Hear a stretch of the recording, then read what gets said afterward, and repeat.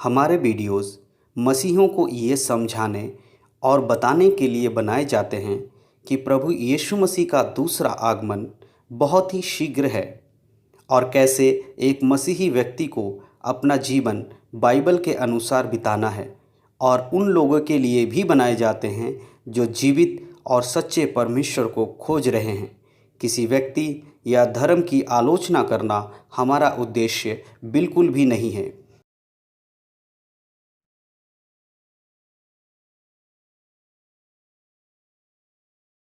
क्योंकि हमने एक शास्त्र में पढ़ा था कि सोई जाने जेहु देव जनाई और जानत तुम ही हो जाई। अर्थात उस परमेश्वर को जब तक कोई जानने की कितनी भी कोशिश करे, जब तक वो ना चाहे, इंसान उसके पास नहीं आ सकता। मैं प्रभु को जाना कैसे, ये भी जानकर अद्भुत बातें होंगी। क्योंकि मैं एक प्रवचनकर्ताओं के साथ रहने वाला व्यक्ति, शुरू से साधु संतों के बीच में रहने वाला व्यक्ति, लेकिन उनके बीच मुझे ये नहीं जानता था कि ये परमेश्वर जिसे हम परमेश्वर कहते हैं, उस परमेश्वर का असली परमेश्वरिक रूप क्या है। इसलिए उसके रूप को, उसके सच्चाई को जानने के लिए मैंने कई शास्त्रों का मंथन किया, कई शास्त्रों का अध्ययन किया, लेकिन मुझे वहाँ परिवारों से थे, हमारे परिवारों में तंत्र मंत्र जादू टोने का बहुत ज़्यादा असर था।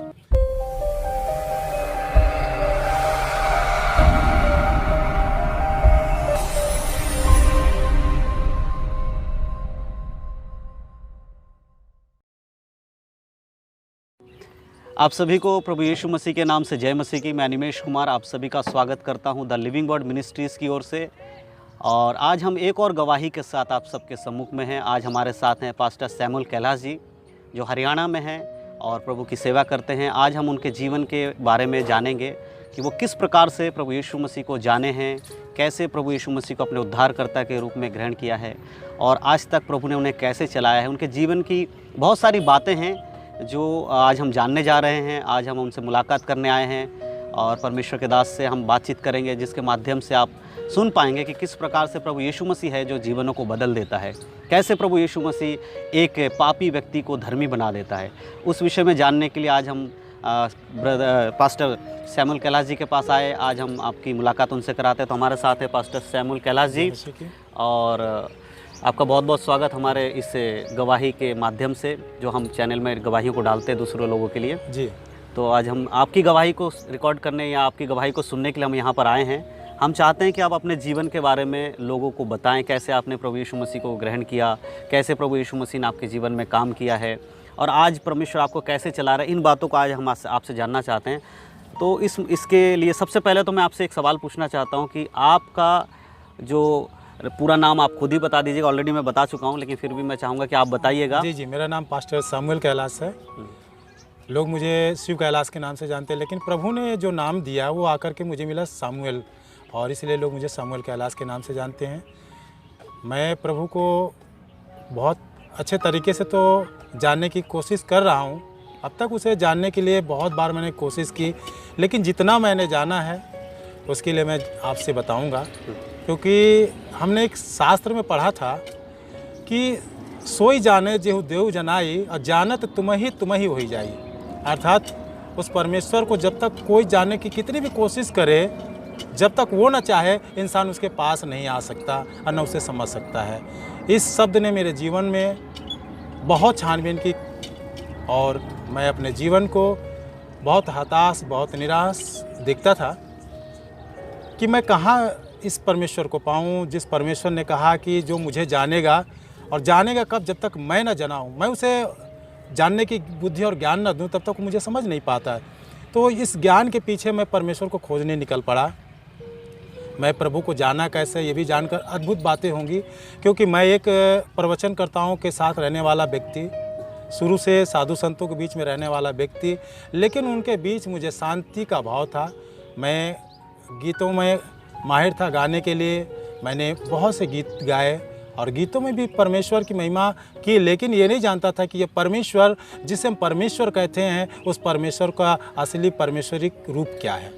इसलिए उसके रूप को, उसके सच्चाई को जानने के लिए मैंने कई शास्त्रों का मंथन किया, कई शास्त्रों का अध्ययन किया, लेकिन मुझे वहाँ वो तसल्ली नहीं मिली जो आज प्रभु यीशु मसीह के जानने के बाद मुझे मिली है। ठीक है। तो जैसे कि आपने सुना है, पास्टर जी ने बताया कि ये पहले जब प्रभु यीशु मसीह में नहीं थे तो इन्होंने बहुत सारे शास्त्रों को, वेदों को उन्होंने पढ़ा है और उसके माध्यम से इनको परमेश्वर के जानने की एक इच्छा इनके मन में आई, लेकिन ये सच्चे परमेश्वर को नहीं जानते थे और ये उसी में थे जो संसार आज है। जिस प्रकार हम आप बाहर के संसार में देखते हैं, बहुत सारे लोग बहुत बड़ी बड़ी ज्ञान की बातें करते हैं, बहुत सारे बुद्धिमान लोग अपने आप को बुद्धिमानी के तौर पर दिखाते हैं, उस प्रकार का एक जीवन इनके साथ था और ये उस प्रकार जी रहे थे। लेकिन अब हम इनसे एक चीज़ जानना चाहते हैं कि किस प्रकार से ये उन चीज़ों से हटकर आज प्रभु यीशु मसीह को ग्रहण किया।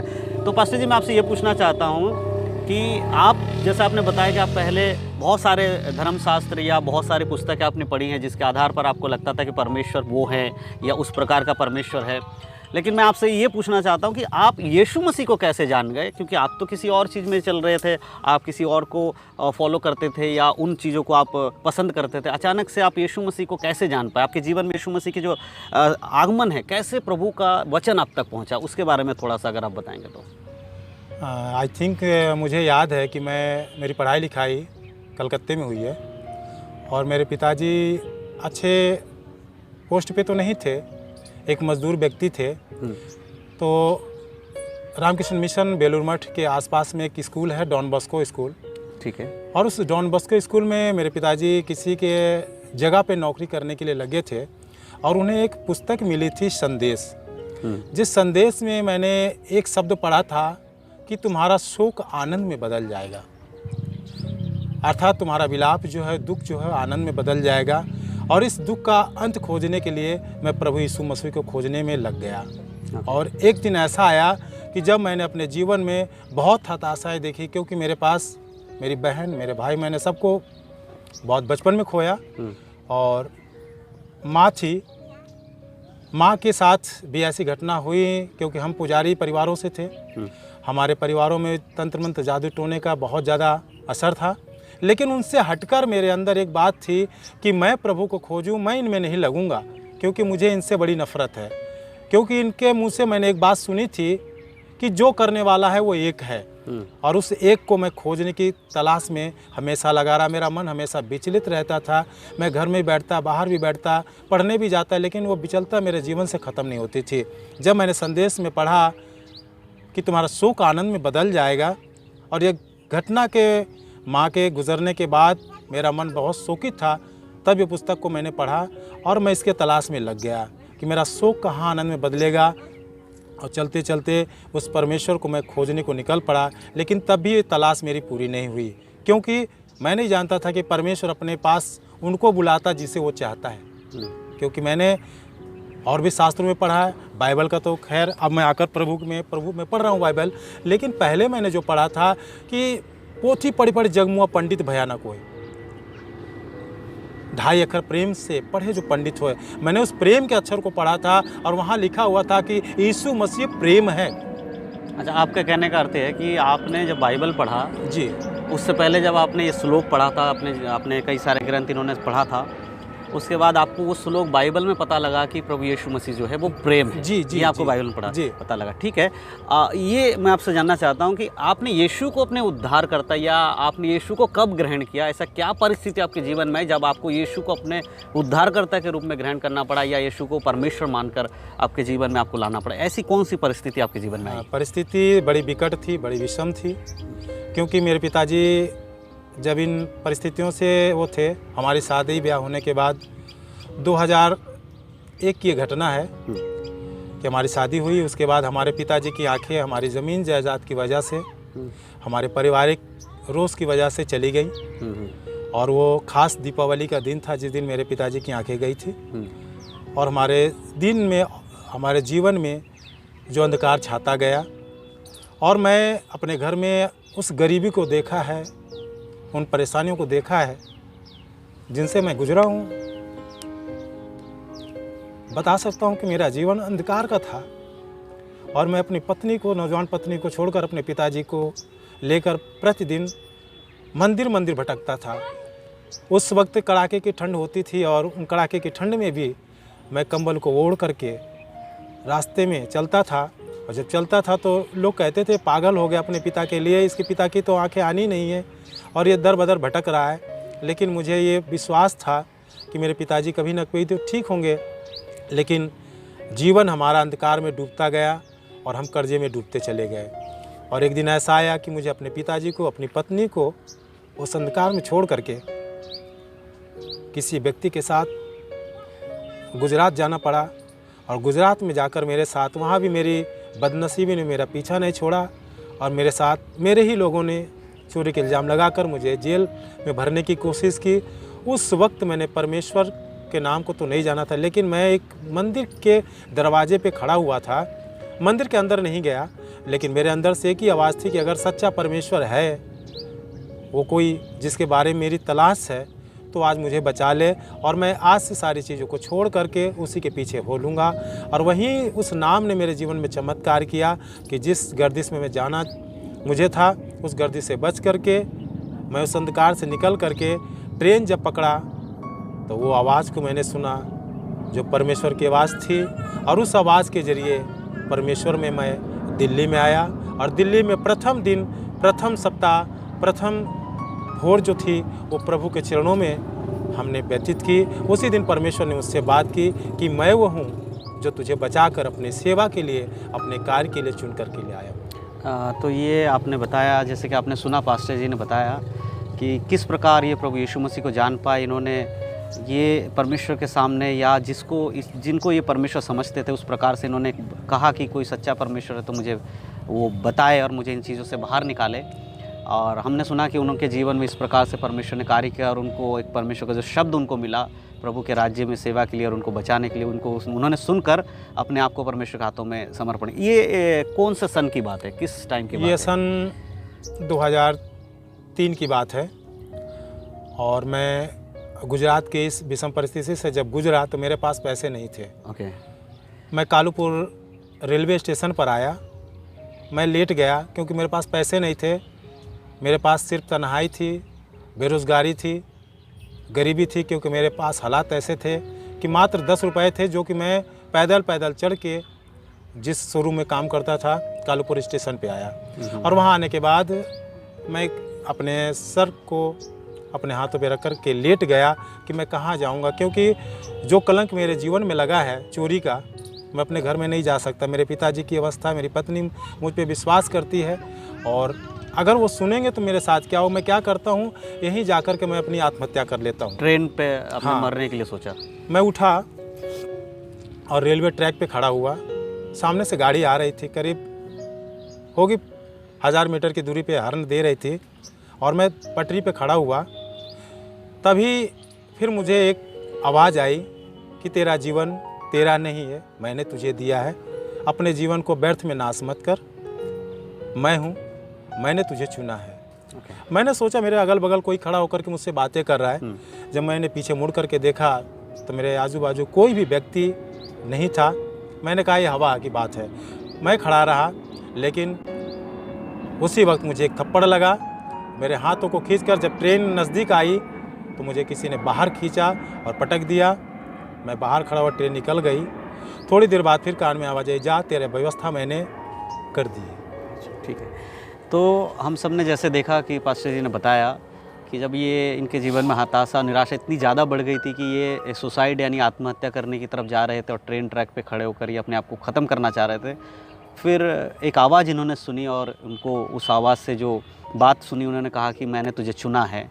लेकिन ये विश्वास नहीं कर पाए, लेकिन फिर भी ये अपने उस निर्णय पे अटल रहे और अचानक से इनको किसी ने वहाँ से हटा दिया और कहा कि मैंने तुझे चुना है। तो ये हमने इनके मुंह से सुना। ये लगभग 2003 की घटना बता रहे हैं। तो ये था पास्टर सैमुअल कैलाश जी का जीवन का, जिस प्रकार इन्होंने प्रभु यीशु मसीह को जाना है। तो पास्टर जी, एक चीज़ मैं आपसे ये पूछना चाहता हूँ कि हमने सुना कि आपने किस प्रकार, कौन सी परिस्थिति से आप परमेश्वर में आए हैं या यीशु मसीह ग्रहण किया। आप मुझे ये बताइए कि यीशु मसीह को ग्रहण करने के बाद क्या सब कुछ ठीक हो गया या आपके जीवन से हर दुख मुसीबत चली गई, या ऐसा यीशु मसीह को सिर्फ आपने इसलिए ग्रहण किया था कि आप चोरी के इल्ज़ाम से बच जाएं, या कुछ खास विषय से ग्रहण कर लिया और उसके बाद जब वो आपके जीवन से हट गया तो आपने प्रभु यीशु मसीह को छोड़ने का मन बनाया, ऐसा कुछ? क्योंकि लगभग ऐसा ही हम देखने को पाते हैं। जी, ये मनुष्य एक स्वरूप है कि मनुष्य ज़्यादा करके अपने स्वार्थ के बस में आकर के अपने परमेश्वर को खोजता है। लेकिन मैंने परमेश्वर को स्वार्थ में नहीं खोजा था, क्योंकि उस वक्त जो मेरी परिस्थितियाँ थी उस परिस्थितियों को मैं झेल रहा था। और जब परमेश्वर की आवाज़ मेरे पास ये पहुंची थी और परमेश्वर ने जो व्यवस्था करके मुझे दी थी, वो आज भी मेरे जीवन के लिए बहुत बड़ी गवाही। क्योंकि मेरे पास पैसे नहीं थे, लेकिन मैं टिकट काउंटर के सामने खड़ा हुआ तो टिकट काउंटर के अंदर से आवाज़ आई कि भाई आपका टिकट और पैसा रखा हुआ है। मैंने सोचा कोई बगल वाले को बोल रहे होंगे, लेकिन उन्होंने मुझे फिर बुलाया, भाई आप खड़े हैं, आप आइए, ये आपके पैसे हैं और आपकी टिकट है, आपकी दिल्ली की टिकट है। मैंने कहा भाई साहब मैंने तो पैसे दिए नहीं। बोले भाई साहब आपको पैसे देने की ज़रूरत नहीं, कोई दे करके गया हुआ है और आपको बता करके गया कि आप बात किसी से कर रहे हैं। हमने कहा मेरे पास तो कोई ऐसी मोबाइल की व्यवस्था नहीं है, मैं बात किससे करूँ, मैं खड़ा था। बोले हाँ कुछ इस बात कर रहे थे, मैंने भी देखा नहीं, लेकिन उन्होंने दिया पैसे। मैं काउंटर पे पहुंचा, वो व्यवस्था जो मेरे लिए करके दी गई थी वो मेरे लिए आश्चर्यजनक थी। और मैं परमेश्वर में जो आया, अक्सर लोगों का सवाल ये होता कि परमेश्वर में आने के बाद क्या आपने परमेश्वर को अपने स्वार्थ बस खोजा था या स्वार्थ मिलने के बाद परमेश्वर को भूल गए। ऐसा होता है कई बार। क्या होता है कि लोग, ऐसा सुनने में आता है कि वो किसी बीमारी की वजह से प्रभु यीशु मसीह को ग्रहण कर लेते हैं, या उनके घर में कोई दिक्कत आ गई हो, कोई पैसों की तंगी आ गई हो, किसी भी प्रकार एक प्रॉब्लम जब आती है, परेशानी आती है, तब किसी के माध्यम से लोग यीशु मसीह के बारे में जानते हैं। कोई बताता है चर्च में जाइए और प्रार्थना की करवाइए तो आप ठीक हो जाएंगे। तो बहुत सारे लोग आते हैं और प्रार्थना कराने के बाद जब वो ठीक हो जाते हैं तो अपने अपने घर चले जाते हैं। फिर वो प्रभु यीशु मसीह के ऊपर विश्वास नहीं रख पाते, क्योंकि उन्होंने प्रभु यीशु मसीह को सिर्फ एक चंगाई के लिए और अपने जीवन से दुखों को दूर करने के लिए माना था। जब वो सब ठीक हो जाता है वो छोड़ देते हैं। लेकिन आपने अभी तक प्रभु यीशु मसीह को नहीं छोड़ा, तो क्या आप जिस समय प्रभु ने आपको चुना था आपको उसी टाइम में विश्वास हो गया था कि प्रभु यीशु मसीह ही उद्धार करता है? जी देखिए, मुझे विश्वास तो बहुत पहले था, क्योंकि मैं अगर अपनी जीवनी बताऊं तो शायद समय छोटा पड़ जाएगा। क्योंकि मैं परमेश्वर को जान चुका था, लेकिन परमेश्वर के करीब नहीं आ रहा था, क्योंकि मेरे अंदर बहुत सी ऐसी बातें थीं। क्योंकि मैं एक पुजारी परिवार से हूं और दिन रात पूजा करने वाला, नहा करके बगैर परमेश्वर को अपने घंटी बजाए, दीपक जलाए खाना नहीं खा सकते। लेकिन वो शांति की तलाश जो थी वो मुझे मिलने के बाद मैंने एक निर्णय किया कि शायद मेरा ठिकाना यही है, इसके बाद नहीं जाऊंगा, क्योंकि मैंने परमेश्वर को स्वार्थ में नहीं खोजा है, परमेश्वर ने मुझे खोजा है। अच्छा, ठीक है। तो जहाँ तक आपकी बातों से हम समझ पा रहे हैं कि आपने किसी चंगाई छुटकारे के लिए प्रभु को नहीं ग्रहण किया, आप तो एक सच्चे परमेश्वर की तलाश में थे। जी, आप सच्चे परमेश्वर को ढूंढ रहे थे कि कोई तो ऐसा हो, क्योंकि आपने जैसे कहा कि मैंने बाकी सारे ग्रंथों में, शास्त्रों में पढ़ा था कि एक परमेश्वर है, लेकिन वो सच्चा परमेश्वर आप जान नहीं पाए थे। लेकिन जब आपने बाइबल को पढ़ा या उसके कुछ संदेश को पढ़े, तब आपको पता लगा कि प्रेम तो यीशु मसीह है। तब आपको यीशु मसीह जब मिल गए, तो यानी कि कुल मिलाकर पास्टर जी के बातों से हम ये समझ सकते हैं कि जो इन्होंने प्रभु यीशु मसीह पर विश्वास किया वो किसी चंगाई छुटकारे के लिए नहीं, परंतु ये एक सच्चे परमेश्वर को खोज रहे थे, जो इनको प्रभु यीशु मसीह के वचनों के द्वारा प्राप्त हुआ, और उसके बाद इन्होंने प्रभु को ग्रहण किया। तो क्या आप, ऐसा तो नहीं आपके जीवन में कभी ऐसी कोई बात आई हो जब आपको लगा हो कि जैसे मैंने पहले भी सवाल किया कि यीशु मसीह में आने के बाद क्या आपकी सारी परेशानियां दूर हो गई या मुसीबतें और बढ़ गई? ये बड़ा अच्छा सवाल भी है, और कई बार हम लोग इन्हीं प्रश्नों में खो भी जाते हैं। क्या प्रभु में आने के बाद दुख कम होंगे? हाँ, ये बहुत ज़्यादा लोगों का सवाल रहता है। मैं आपसे बताना चाहता हूँ कि जब हम प्रभु में आते हैं तो दुख कम नहीं होते हैं, बढ़ जाते हैं। लेकिन तब दुखों का अंत नहीं था, अब दुखों का अंत है। क्यों? तब हमारे पास कोई नहीं था जो उस दुख में तसल्ली दे, और आज हमारे पास एक है जो हमें दुख में भी कहता है कि डर मत, मैं तेरे साथ हूँ। तो इसलिए ये दुख, मुसीबत, तकलीफ, क्योंकि मनुष्य का अगर शरीर मिला है तो दुख तकलीफ तो आती रहेंगी। जैसे पिछले समय में मेरे साथ एक दुखद घटना हुई। इस लॉकडाउन के दरमियान मैंने अपनी बड़ी बेटी को खोया। जो परिवार विश्वस्त हो परमेश्वर में, जो लोगों की सेवा करता हो परमेश्वर के साथ मिल करके, अगर उसके साथ कुछ घटना हो तो शैतान हमेशा गिराने की कोशिश करता है, संसार उसे गिराने की कोशिश करता है। मुझे भी गिराने की कोशिश करी गई शत्रु के द्वारा कि अब तेरा परमेश्वर कहाँ है, क्यों नहीं तेरी बेटी जी सकी, अब तुम किसको बताओगे कि ये तुम्हारा परमेश्वर जीवित परमेश्वर है, मुर्दों में से जी उठा। लेकिन परमेश्वर परमेश्वर, क्योंकि हमने वचन में पढ़ा हुआ कि मिट्टी का शरीर है, मिट्टी में मिल जाएगा। मनुष्य कोई भी नहीं है जो अपने जीवन को पूरे समय तक जी पाए जब तक परमेश्वर की इच्छा होगी, क्योंकि परमेश्वर का वचन कहता है, हम दूसरे साथ में पढ़ते हैं, जब तक उसकी इच्छा होगी तब तक ही पत्ता हिलेगा, अन्यथा पत्ता का हिलना भी बंद हो जाएगा। तो इसलिए हमने अपनी बेटी को खोया जब, तो लोगों ने मुझे कई बार कहा कि पास्टर हैं आप दूसरों के लिए दुआ करते हैं कि अपने बच्चे को दुआ करके नहीं बचा सके, लेकिन मैं जानता हूँ कि मेरी दुआ परमेश्वर ने सुनी है, क्योंकि उसे जितना देना था, जितने समय के लिए देना था, उसने मुझे दिया, और जब उसका समय आया तो उसने अपने पास उसे बुला लिया। तो हमने सुना कि जैसे हमने पूछा था पास्टर जी से कि क्या यीशु मसीह में आने के बाद या प्रभु यीशु मसीह को अपने उद्धारकर्ता के रूप में ग्रहण करने के बाद इनके जीवन में सारी परेशानियां दूर हो गई। तो इन्होंने हमें बताया कि ऐसा नहीं है कि लोग सोचते हैं कि आप यीशु को ग्रहण कर लो या चर्च में आ जाओ, प्रार्थना करवाओ तो सब परेशानियां दूर हो जाएंगी। तो इनके कहने के अनुसार, और बाइबल ये बताती है कि ऐसा नहीं है। आप जब प्रभु यीशु मसीह में आते हैं, प्रभु यीशु मसीह को ग्रहण करते हैं, तो आपको उन सारी मुसीबतों से निकलने का एक मार्ग परमेश्वर आपको देता है, बाइबल हमें बताती है जी। लेकिन पूरी तरह से ख़त्म होने की बात नहीं है, क्योंकि हमारे लिए हमारे जीवन की परिस्थितियों को ठीक करना मेन नहीं, हमारे लिए सबसे मेन चीज़ कि हमारा उद्धार होना चाहिए, जी, जी। जो प्रभु यीशु मसीह में है। और इनकी परिस्थितियों के बारे में इन्होंने बताया कि अभी कुछ ही समय, हाल ही में इस लॉकडाउन के समय में ही इनकी बड़ी बेटी थी, उनका देहांत हुआ और वो परमेश्वर में सो गई। तो इनका विश्वास है कि चाहे कुछ भी हो, बहुत सारे लोगों ने शायद इनको बोला भी होगा कि आप प्रार्थना करने वाले हैं, आप दूसरे के ऊपर हाथ रख के प्रार्थना करते हैं, वो चंगे हो जाते हैं, आप चर्च चलाते हैं, लोगों को शिक्षा देते हैं, चंगाई के बारे में बताते हैं, लेकिन खुद आपके घर में आपकी बेटी का अगर देहांत हो गया तो फिर कहाँ है आपका परमेश्वर। लेकिन इन्होंने बताया कि उससे कोई फ़र्क नहीं पड़ता, जो आदमी संसार में एक बार आता है, क्योंकि बाइबल भी ये बताती है मनुष्य का एक बार मरना और उसके बाद न्याय का होना निश्चित है। तो ये विश्वास इनके अंदर हमने देखा, और ये चीज़ हम आप सबको भी बताना चाहते हैं। अगर आप भी इस वीडियो को देख रहे हैं, इनकी गवाहियों को सुन रहे हैं, तो ये याद रखिएगा कि चाहे मनुष्य कुछ भी प्राप्त क्यों ना कर ले, अगर वो अपनी आत्मा की हानि उठाता है उससे कोई लाभ नहीं होता है। तो इसीलिए यीशु मसीह में आने के बाद आपके जीवन में सब कुछ उत्तम हो जाएगा, आप करोड़पति बन जाएंगे, बड़ा बिल्डिंग मिल जाएगा, ऐसा कुछ बाइबल नहीं बताती है। परंतु बाइबल ये बताती है कि जब आप प्रभु यीशु मसीह को ग्रहण कर लेते हैं तो और उसके वचन के अनुसार जीवन जीते हैं, तो आपका उद्धार पक्का हो जाता है। यानी कि पक्का कहने का अर्थ ये नहीं है कि आप एक बार मान लो उन्हीं, लगातार अगर वचन में आप बढ़ते रहते हैं जी। तो आप उद्धार में बने रहते हैं। तो ये इनकी गवाही थी, और इनके जीवन में जो कुछ हुआ आपने सुना है। तो पास्टर जी, मैं एक आखिरी चीज़ आपसे पूछना चाहता हूँ कि आप अपने जीवन से और अपने जितने साल से आप प्रभु में सेवा कर रहे हैं, बहुत सारे लोग आपके पास आए होंगे, कलीसिया में आप बहुत सारे लोगों से मिले होंगे जी। क्या ऐसा एक बात आप लोगों को बताना चाहते हैं प्रभु यीशु मसीह के बारे में, ताकि जो लोग आज आपको देख रहे हैं, द लिविंग वर्ड मीडिया के माध्यम से जो लोग आपको देख रहे हैं, उन तक क्या आप एक संदेश देना चाहते हैं कि प्रभु यीशु मसीह में क्यों रहना चाहिए? क्या चंगाई छुटकारा उसका विषय है, या हमें केवल इसलिए प्रभु यीशु मसीह में आना चाहिए कि किसी ने हमें बता दिया और हमने सिर्फ अपने धन दौलत के लिए प्रभु यीशु मसीह को बाकी चीज़ों के लिए हमने इस्तेमाल किया, या फिर सच में यीशु मसीह का हमारे जीवन में होने का एक मेन मकसद है? क्या एक संदेश आप लोगों तक देना चाहते हैं? देखिए, मैं लोगों को ये संदेश देना चाहूँगा कि परमेश्वर को स्वार्थ बस न खोजें, क्योंकि स्वार्थ में निहित इंसान कभी ना सोचे कि परमेश्वर से उसे कुछ मिलेगा।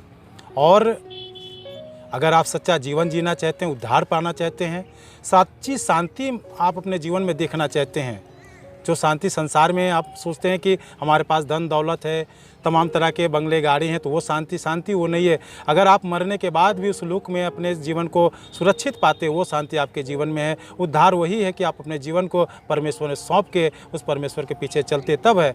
नहीं तो स्वार्थ में आप परमेश्वर को खोजेंगे तो कुछ भी मिलने वाला नहीं है। ओके, ठीक है। तो आपने देखा हमारे साथ Samuel Kailash ji, pastor Samuel Kailash ji हमारे साथ हैं, और हमने उनसे बातचीत किया। हमने देखा किस प्रकार से वो प्रभु यीशु मसीह को जाने हैं, कौन सी परिस्थितियाँ थी जब इन्होंने परमेश्वर को खोजा। और बाइबल ये बताती है कि हम परमेश्वर को नहीं खोजते हैं। एक्चुअली ये हमारी एक धारणा होती है, मनुष्य की एक धारणा है, लेकिन सच्चाई ये है कि जब तक कोई परमेश्वर किसी को अपनी ओर नहीं खींचता तब तक कोई परमेश्वर को जान ही नहीं सकता। बाइबल के हिसाब से हम ये समझ पाते हैं। तो हमने इनके बारे में देखा, इनके जीवन के बारे में देखा, कैसी कैसी परिस्थितियों में आए हैं, और आज भी ये प्रभु की सेवा में हैं, परमेश्वर की सेवा करते। दिल्ली हरियाणा में रहते हैं, फरीदाबाद सिटी में रहते हैं, और परमेश्वर की सेवा ये कर रहे हैं। मैं काफ़ी सालों से इनको जानता हूँ, और मैंने देखा इनके जीवन में, और अच्छा परमेश्वर के वर्शिप करते हैं, परमेश्वर की आराधना करते हैं। आज आपसे मिलने के लिए परमेश्वर ने जो समय दिया उसके लिए हम परमेश्वर का धन्यवाद करते हैं। और हमने आपके जीवन से सुना कि कैसे परमेश्वर ने आपको बदला है। और ये गवाही है, हम दूसरों तक पहुंचाएंगे आपकी गवाही को, ताकि और भी लोग प्रभु यीशु मसीह को जानें और उन यीशु मसीह को अपने उद्धारकर्ता के रूप में ग्रहण करें। जी जी। तो मेरे प्रिय लोगों, मैं आपको बताना चाहता हूँ कि यीशु मसीह को जिन्होंने आखिरी इसमें जो संदेश दिया कि आप केवल यीशु मसीह को अपने स्वार्थ के लिए ना खोजें या यीशु मसीह के संग इसलिए ना रहें कि वो आपको धन दौलत या संसार की बड़ी बड़ी वस्तुएं देते हैं, लेकिन वचन में ये लिखा है सबसे पहले तुम मेरे राज्य और धार्मिकता की खोज करो। यीशु मसीह कहते हैं सबसे पहले तुम मेरे राज्य और धार्मिकता की खोज करो, बाकी सारी वस्तुएं जो हैं वो आपके साथ आ जाएंगी, आपके साथ जुड़ती चली जाएंगी। तो संसार की जो वस्तुएं हैं वो तो आपको मिलेंगी, लेकिन अगर आप प्रभु में बने रहते हैं तो आपके साथ एक बेनिफिट ये होता है कि आपका उद्धार होता है जी, है ना। संसार की वस्तुएं तो वैसे भी लोगों को मिल जाती हैं, नासमान है संसार, तो नासमान है ना। वैसे भी लोग कमा के मेहनत करके बहुत सारी चीज़ों कर लेते हैं, लेकिन सबसे इम्पोर्टेंट बात, सबसे महत्वपूर्ण बात यह है कि क्या आपका और मेरा और पास्टर जी का आत्मा का उद्धार हुआ है कि नहीं। तो यीशु मसीह हमारे उद्धार करता है, उसके रूप में आज आप यीशु मसीह को ग्रहण करते हैं और अपने परिवार को चला रहे हैं। मैं आपका धन्यवाद करता हूं हमारे साथ जुड़ने के लिए, हमारे साथ इस गवाही को बांटने के लिए, और आप सबका धन्यवाद इस गवाही को सुनने के लिए। मैं आप सबसे अनुरोध करना चाहता हूं कि आप सब लोग इस गवाही को लोगों तक पहुंचाएं, दूसरों तक पहुंचाएं, ताकि लोग इस गवाही को देखें और इस प्रकार से परमेश्वर में बढ़ने में, क्योंकि बहुत सारे ऐसे लोग होते हैं पास्टर जी जो प्रभु में चलना चाहते हैं, लेकिन कई बार वो निराश हो जाते हैं, उनके जीवन में परेशानी आ जाती है। देखिए, मैं एक बात आपसे एक कहना चाहूँगा, बाइबल भी कहती है और इस वचन को हमेशा याद रखें, जो लिखा हुआ है कि जो कोई मेरे पीछे आना चाहे अपने क्रूस को उठा ले। बिल्कुल। अगर आप अपने जीवन की तमाम परिस्थितियों से लड़ना सीख लिया है, अपने नकारात्मक सोच से लड़ना सीख लिया है, वही आपके क्रूस को उठाना है। क्योंकि आप सकारात्मक वस्तु के पीछे जब चलना चाहेंगे तो कोई नकारात्मक वस्तुओं आपको पीछा करेंगी और आपको हमेशा ऐसा पीछा करेंगे कि बार बार पीछे लेकर के जाएं। तो इसलिए अपने जीवन में उस क्रूस को उठाना सीखें, जो प्रभु यीशु मसीह ने कहा कि डर मत, मैं तेरे साथ हूँ, मैंने तेरे सारे दुखों को अपने ऊपर उठा लिया। बिल्कुल।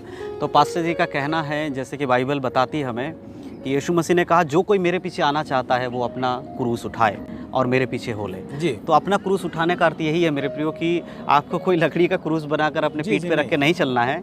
जो परिस्थितियां आप यीशु मसीह में आते हैं, यीशु मसीह के संग चलते हैं, जो परिस्थितियां विपरीत हो जाती, जैसे इनके जीवन में इनकी बेटी का देहांत हुआ, एक क्रूस है इनके लिए। सांसारिक रूप में लोगों ने इनको ताने मारे होंगे, इनके लिए क्रूस है। उस क्रूस को इन्होंने उठाया और उन सारी चीज़ों को पीछे रखते हुए प्रभु यीशु मसीह पर आज भी ये विश्वस्त हैं।